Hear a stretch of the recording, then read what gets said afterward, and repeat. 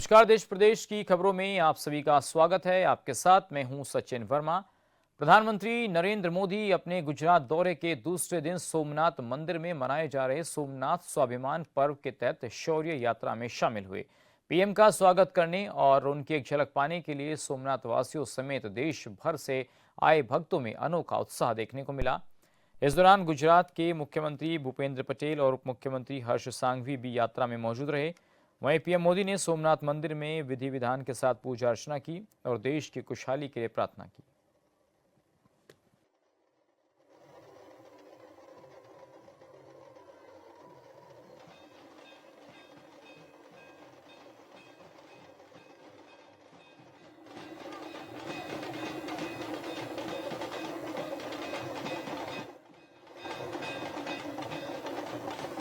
तस्वीर आप देख सकते हैं किस तरीके से प्रधानमंत्री नरेंद्र मोदी आपको गुजरात दौरे पर नजर आ रहे हैं। सोमनाथ मंदिर के इस यात्रा में शामिल हो रही हैं। शौर्य यात्रा इस यात्रा को नाम दिया गया है और सोमनाथ वासियों ने किस तरीके से पीएम मोदी का भव्य स्वागत किया ये आप तस्वीरों में देख सकते हैं। प्रधानमंत्री नरेंद्र मोदी गुजरात के लोगों का अभिवादन करते हुए और उनके साथ यहाँ पर इस मौके पर मुख्यमंत्री उप मुख्यमंत्री समेत तमाम बीजेपी के बड़े नेता साथ में मौजूद रहे।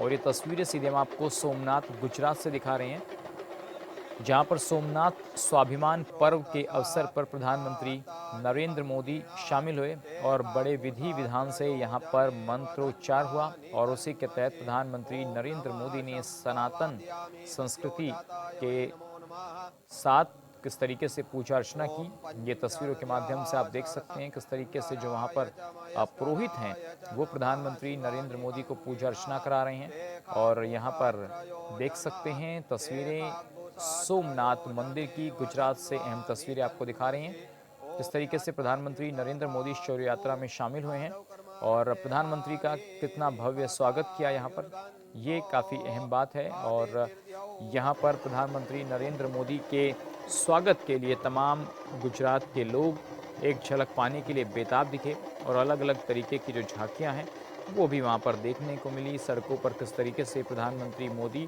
और इस शौर्य यात्रा को भव्य बनाने के कार्यक्रम किए गए थे। और ये तस्वीर देखिए किस तरीके से प्रधानमंत्री नरेंद्र मोदी जनता का अभिवादन करते हुए नजर आ रहे हैं। भूपेंद्र भाई पटेल मुख्यमंत्री उनके साथ नजर आ रहे हैं।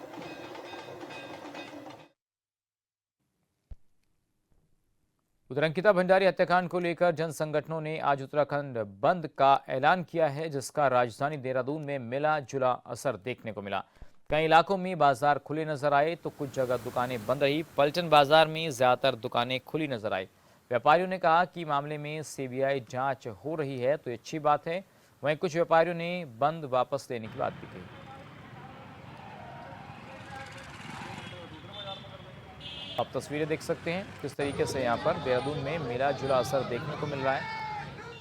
और अंकिता भंडारी मामले को लेकर विपक्ष और कुछ सामाजिक संगठनों ने बंद का ऐलान किया था, लेकिन अब इससे पहले ही सीबीआई जांच की घोषणा हो चुकी है तो जाहिर सी बात है अब इसको लेकर कुछ लोगों के अंदर ये है कि नहीं, जांच हो रही है तो उस पर विश्वास करना चाहिए। जबकि कुछ ऐसे संगठन हैं जिनका ये कहना है कि अगर सीबीआई जांच हो तो वो सिटिंग जज की देखरेख में हो, उनकी अध्यक्षता में हो। तो इसलिए पहले से आह्वान किया गया था कि देहरादून में बंद का ऐलान हो चुका था उत्तराखंड में, लेकिन कुछ जगहों पर इसका मिला जुला असर देखने को मिल रहा है। किस तरीके से जो आप देख सकते हैं लोग अभी भी बैनर पोस्टर लेकर सड़कों पर उतरे हैं और बाजार बंद कराने की बात हो रही है। तो अंकिता भंडारी को न्याय दिलाने के लिए ये देखिए पोस्टर भी बनाए गए हैं, किस तरीके से लोग सड़कों पर उतरे हैं और लोगों का साफ तौर पर ये मानना है कि अंकिता भंडारी को न्याय देने के लिए चाहे कुछ भी करना पड़े, लेकिन हम न्याय मिलने तक संघर्ष जारी रखेंगे। तो कई इलाकों की तस्वीर हम आपको दिखा रहे हैं जहां पर आप देख सकते हैं कुछ जगहों पर दुकानें खुली हुई नजर आई और कुछ जगहों पर दुकानों को जबरन बंद भी कराने की कोशिशें की गई। तो देखिए कुछ लोग जो हैं अपनी दुकानों के शटर डाउन करते हुए मिले और सड़कों पर लोग हाथों में बैनर पोस्टर लेकर अंकिता को न्याय दो इस तरीके के नारे जो हैं सड़कों पर दिखाई दे रहे हैं। इससे पहले भी हमने देखा था पिछले सप्ताह मुख्यमंत्री आवास का घेराव किया गया और उसी दौरान ये बात सामने आ रही थी कि अब सरकार इस मसले पर कोई बड़ा फैसला ले सकती है। लेकिन जो ऐलान 11 तारीख को लेकर किया गया था, उसका कोई खास असर देखने को नहीं मिल रहा है। दुकानें आप देख सकते हैं खुली हुई नज़र आ रही हैं, हालांकि छुट-पुट दुकानों को कहीं न कहीं जाकर बंद भी कराने की कोशिश की गई और इस दौरान पुलिस प्रशासन, सुरक्षा के पुख्ता इंतज़ाम भी यहाँ पर कराए गए थे। तो अंकिता भंडारी हत्याकांड को लेकर 11 तारीख को बंद का जब ऐलान किया गया था, तो उससे पहले ही सरकार ने सीबीआई जांच की सिफारिश कर दी थी।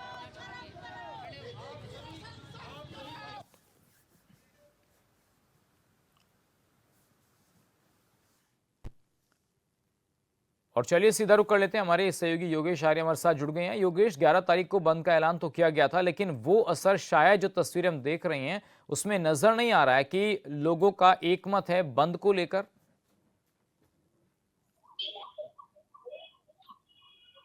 देखिए सचिन, जिस तरह से तस्वीरें सामने आ रही है, क्योंकि उत्तराखंड बंद का ऐलान जो है जन संगठनों द्वारा किया गया था और उनकी जो मांग थी वो यही थी कि सीबीआई की जांच हो अंकिता भंडारी हत्याकांड मामले में। और उसको लेकर के जिस तरह से हत्याकांड मामले पर जो है उनसे स्पष्ट तौर पर मुख्यमंत्री पुष्कर सिंह धामी ने कहा कि वह इस पूरे प्रकरण पर जो है जो माता पिता कहेंगे वो कहेंगे, उसके बाद उनसे मुलाकात होती है, फिर सीबीआई की संस्तुति सीएम धामी करते हैं। लेकिन उसके बाद भी जन संगठन इस बात को लेकर हम सामने आ रहे हैं कि क्या कुछ उस सीबीआई की जांच में बिंदु रखे गए हैं, किस तरह से उन पर जांच होगी, क्या वीआईपी के केंद्र बिंदु पर भी जांच होगी, या फिर उन्होंने एक और इसमें मांग रखी है कि जो सीबीआई की जांच है वो सुप्रीम कोर्ट के जज यानी सिटिंग जज की निगरानी में की जाए।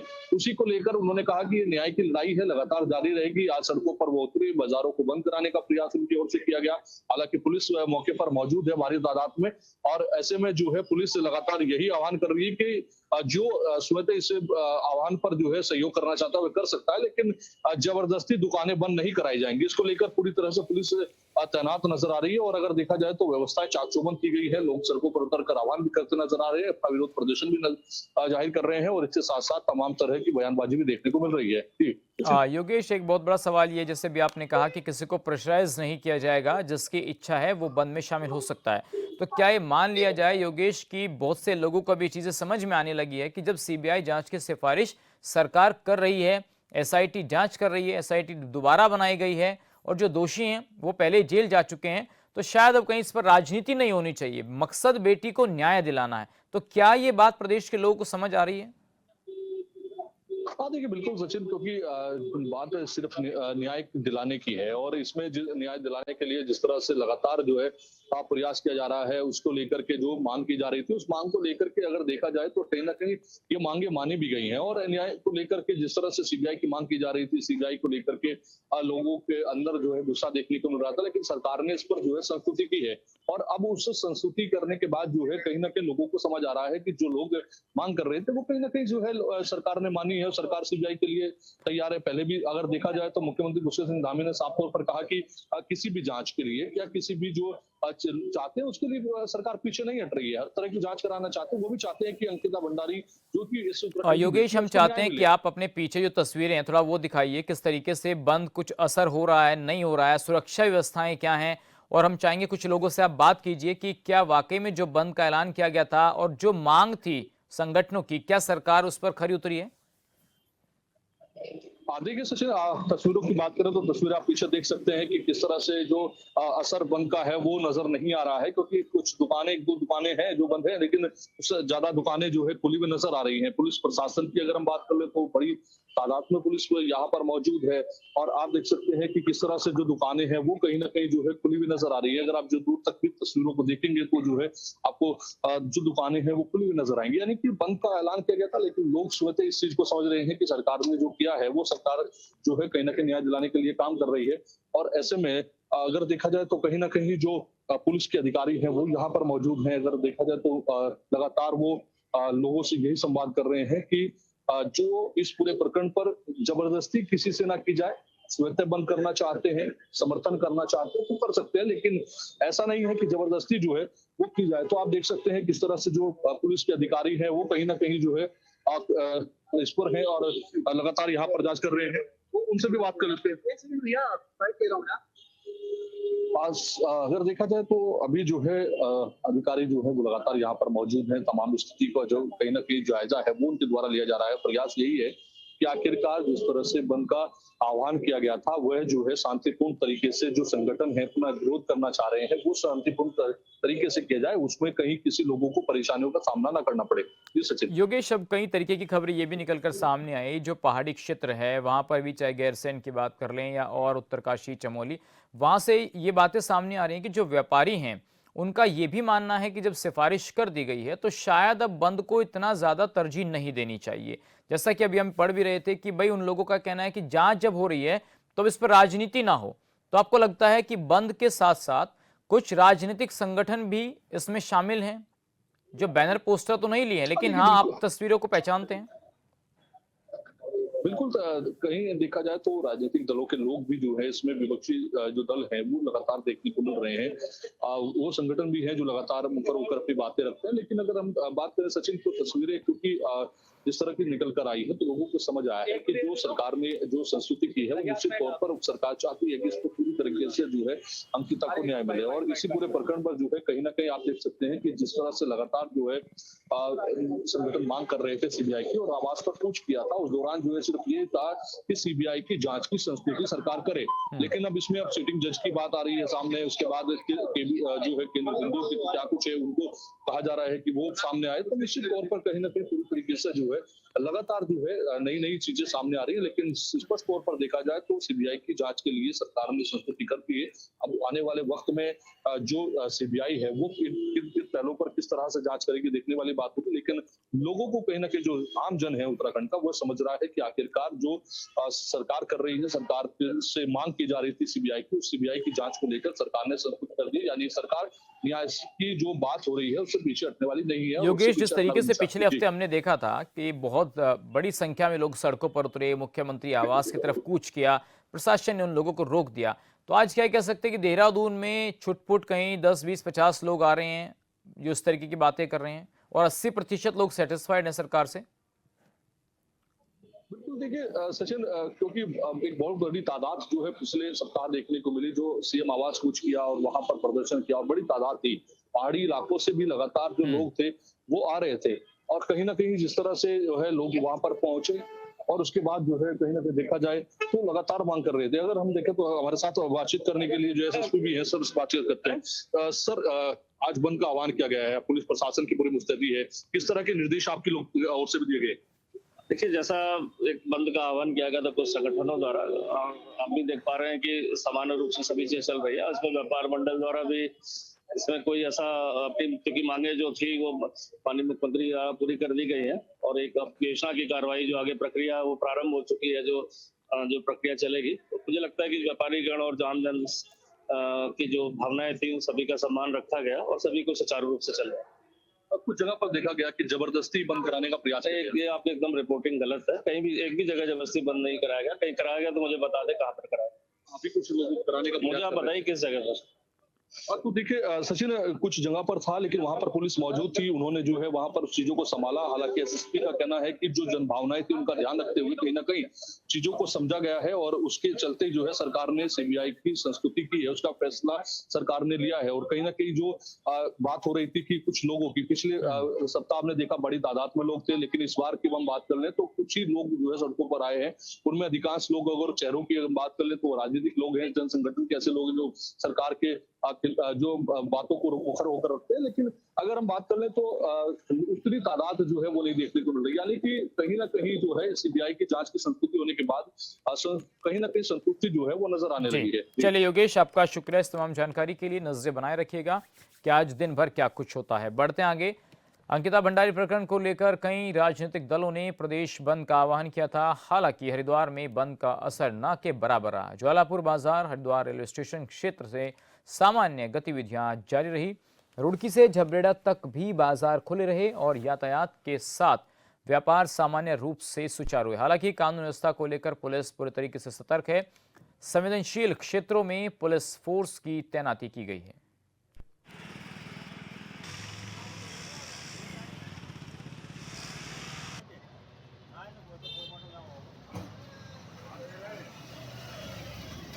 तो उत्तराखंड बंद का कहीं असर दिखाई नहीं दे रहा है। देखिए, पहाड़ी इलाकों के साथ साथ जो प्लेन्स हैं, चाहे हरिद्वार हो, लक्सर हो, रुड़की हो, वहां पर किसी तरीके का कोई असर दिखाई नहीं दे रहा है।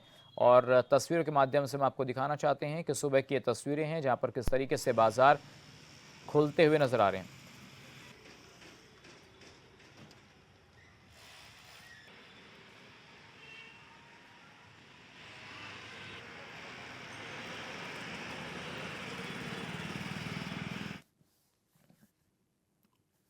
और अब आपको लेकर चलते हैं गुजरात के सोमनाथ, जहां प्रधानमंत्री नरेंद्र मोदी सोमनाथ स्वाभिमान यात्रा के संपर्क में क्या कुछ कह रहे हैं, वो सुन लेते हैं। सृजन और पुनर्निर्माण का ऐसा जीवन, ये सामर्थ्य अपनी संस्कृति में, ऐसा विश्वास और ऐसी आस्था दुनिया के इतिहास में ऐसा उदाहरण मिलना मुश्किल है।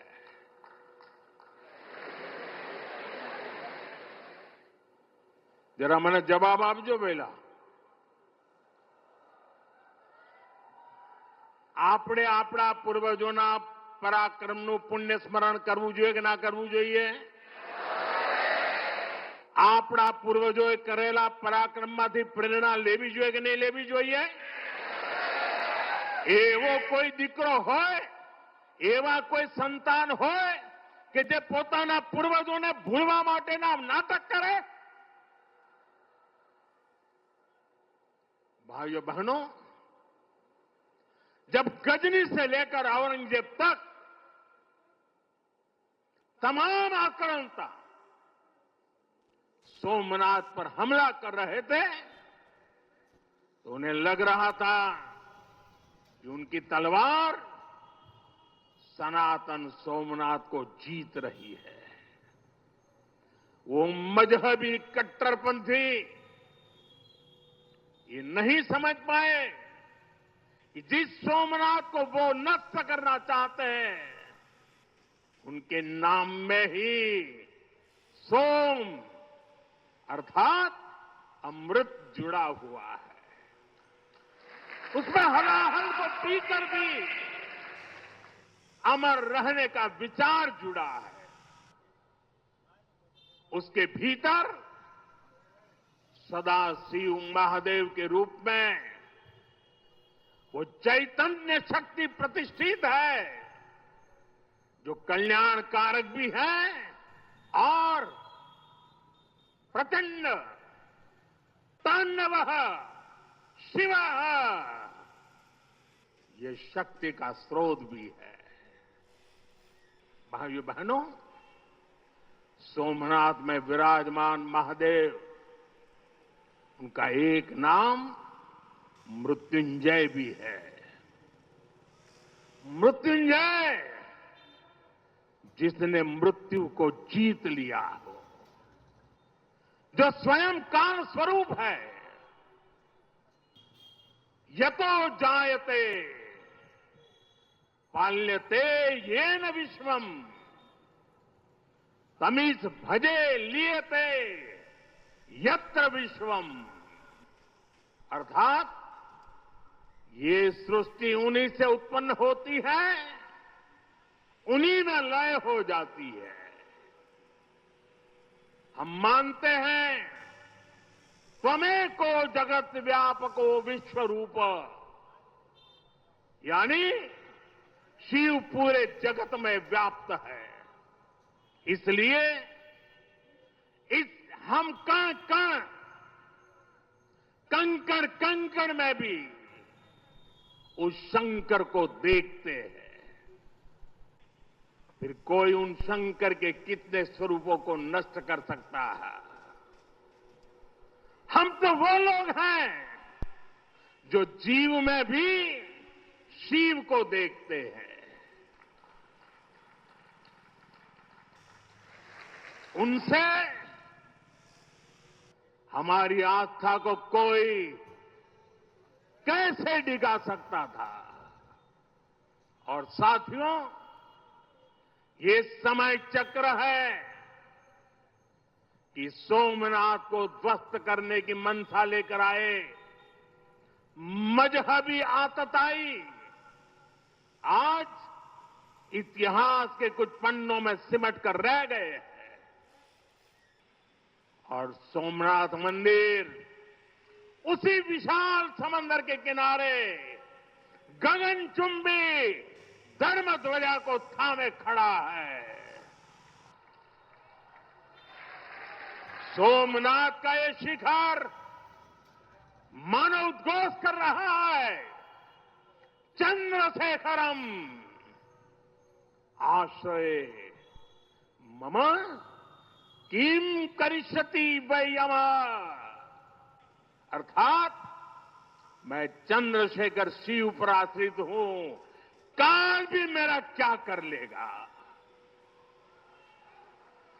साथियों, सोमनाथ स्वाभिमान पर्व इतिहास के गौरव का पर्व तो है ही, ये कालातीत यात्रा को भविष्य के लिए जीवंत बनाने का माध्यम भी है। हमें इस अवसर को अपने अस्तित्व और पहचान को सशक्त करने के लिए उपयोग करना है। आप भी देखते हैं, अगर कहीं किसी देश के पास कुछ 100 साल पुरानी विरासत होती है, वो देश उसे अपनी पहचान बनाकर दुनिया के सामने प्रस्तुत करता है। वहीं भारत के पास सोमनाथ जैसे हजारों साल पुराने पुण्य स्थान है। ये स्थान हमारे सामर्थ्य, प्रतिरोध और परंपरा के पर्याय रहे हैं। लेकिन दुर्भाग्य से आजादी के बाद गुलामी की मानसिकता वाले लोगों ने उनसे पल्ला झाड़ने की कोशिश की। उस इतिहास को भुलाने के कुत्सित प्रयास हुए।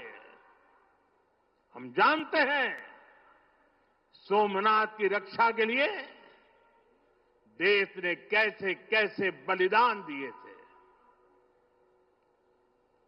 रावल कन्नड़े जैसे शासकों के प्रयास, वीर हमीर जी गोहिल का पराक्रम, बेगड़ा भील का शौर्य, ऐसे कितने ही नायकों का इतिहास सोमनाथ मंदिर से जुड़ा है। लेकिन दुर्भाग्य से इन्हें कभी उतना महत्व नहीं दिया गया। बल्कि आक्रमण के इतिहास को भी कुछ इतिहासकारों और राजनेताओं द्वारा व्हाइट वॉश करने की कोशिश की गई। मजहबी उन्माद की मानसिकता को केवल साधारण लूट बताकर ढंकने के लिए किताबें लिखी गई। सोमनाथ मंदिर एक बार नहीं, बार बार तोड़ा गया। अगर सोमनाथ पर आक्रमण केवल आर्थिक लूट के लिए हुए होते तो 1000 साल पूर्व पहली बड़ी लूट के बाद रुक गए होते। लेकिन ऐसा नहीं हुआ। सोमनाथ के पवित्र विग्रह को तोड़ा गया। बार बार मंदिर का स्वरूप बदलने की कोशिश हुई और हमें पढ़ाया गया कि सोमनाथ को लूट के लिए तोड़ा गया था। नफरत, अत्याचार और आतंक का असली क्रूर इतिहास हमसे छिपाया गया। साथियों, हमने धर्म के प्रति ईमानदार कोई भी व्यक्ति ऐसी कट्टरपंथी सोच का समर्थन नहीं करेगा। लेकिन तुष्टीकरण के ठेकेदारों ने हमेशा इस कट्टरपंथी सोच के आगे घुटने टेके। जब भारत गुलामी की बेड़ियों से मुक्त हुआ, जब सरदार वल्लभ भाई पटेल ने सोमनाथ के पुनर्निर्माण की शपथ ली, तो उन्हें भी रोकने की कोशिश की गई। 1951 में तत्कालीन राष्ट्रपति डॉक्टर राजेंद्र प्रसाद के यहां आने पर भी आपत्ति जताई गई। उस समय सौराष्ट्र के सर्वाधिक मशहूर हमारे जाम साहब महाराजा दिग्विजय सिंह जी आगे आए थे। भूमि अधिग्रहण से लेकर सुरक्षा व्यवस्था तक उन्होंने राष्ट्रीय गौरव को सबसे ऊपर रखा था। उस दौर में सोमनाथ मंदिर के लिए जाम साहब ने 1 लाख रुपए का दान दिया और उन्होंने ट्रस्ट के प्रथम अध्यक्ष के रूप में बड़ी जिम्मेदारी निभाई। भाइयों बहनों, दुर्भाग्य से आज भी हमारे देश में वो ताकतें मौजूद है, पूरी तरह सक्रिय है, जिन्होंने सोमनाथ पुनर्निर्माण का विरोध किया। आज तलवारों की जगह दूसरे कुत्सित तरीकों से भारत के खिलाफ षड्यंत्र हो रहे हैं और इसलिए हमें ज्यादा सावधान रहना है। हमें खुद को शक्तिशाली बनाना है, हमें एक रहना है, एकजुट रहना है, ऐसी हर ताकत को हराना है जो हमें बांटने की साजिश रच रही है।